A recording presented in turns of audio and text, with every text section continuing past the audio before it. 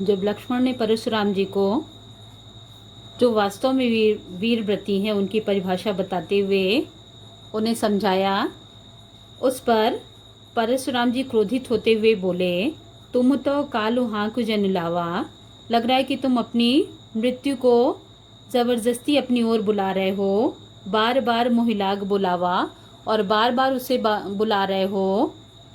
सुनत लखन के वचन कठोरा, लक्ष्मण के ऐसे कठोर वचन को सुन करके परशु सुधार धरेउ कर घोरा, परशुराम ने अपने फरसे को संभाल करके हाथों से पकड़ लिया और बोले, अब जन दे दोष मोहि लोगू, हे सभा में उपस्थित लोगों, अब मुझे दोष मत देना, क्योंकि कटुवादी बालक बध जोगू, ये कुटिल बोलने वाला बालक वध के योग्य ही है, अर्थात मारने के योग्य ही है।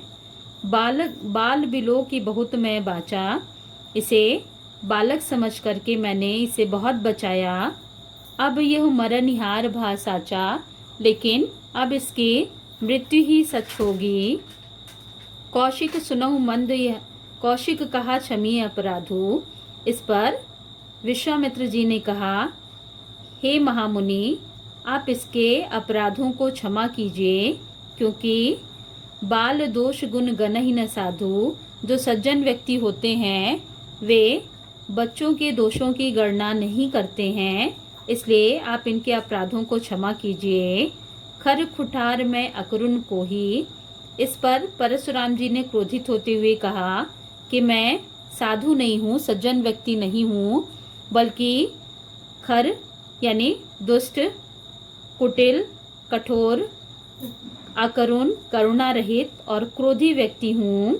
और अब आगे मैं गुरुद्रोही भी बनूंगा, अर्थात गुरुद्रोह का अपराध भी करूंगा।